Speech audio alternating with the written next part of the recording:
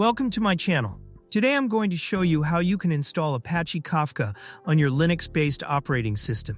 The distribution I have chosen is Ubuntu, which most users use. But the method I'm going to show you in today's video will allow you to install Kafka on any distribution. So without wasting time, let's get to the video. Welcome to my channel, Technicio.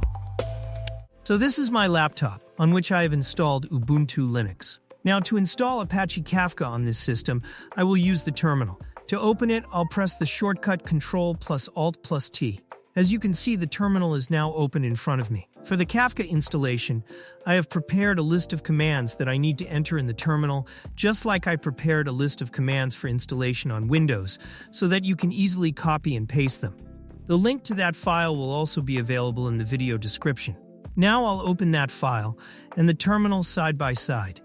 Now, as you can see here, the first step we need to do is install Java on our system, because Java is required to run Kafka. But before installing Java, I will first update my system packages. For that, I will copy the first command and paste it into the terminal. After pasting, the terminal will ask for my password. I type the password. As soon as I enter the password, my packages get updated. Next, I will also upgrade my packages so that any installed packages get updated to the latest version. Now we will give the command to install Java. If you look, you can see that in my command I have chosen Java version 17. This is because if you choose a version lower than this, you will not be able to run the latest version of Kafka.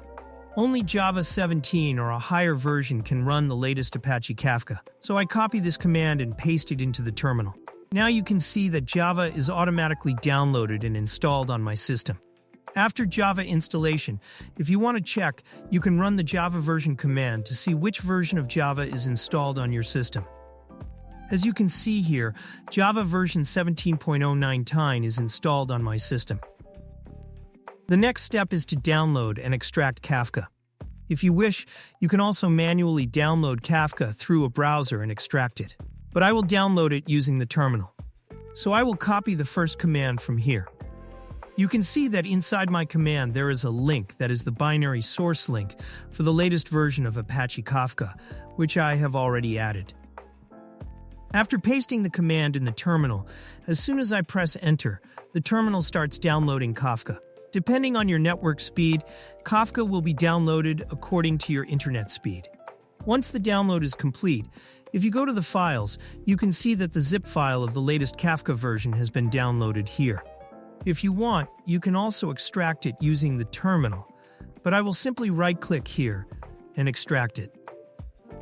After extraction is complete, I will close the files window.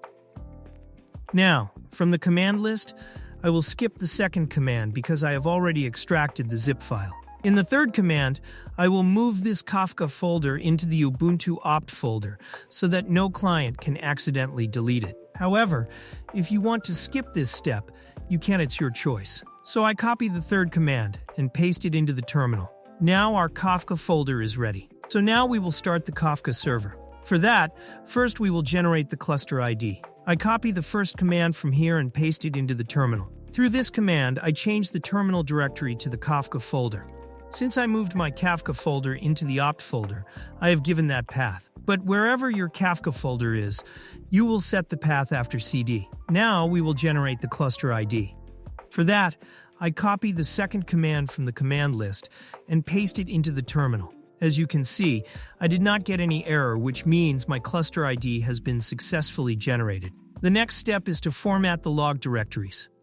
I copy that command and paste it into the terminal. The terminal will format all my log directories. Now the last step comes starting the Kafka server.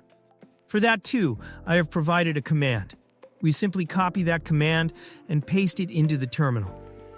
As soon as I press enter, you can see that my Kafka server starts without any error. So, now our Kafka server has been started.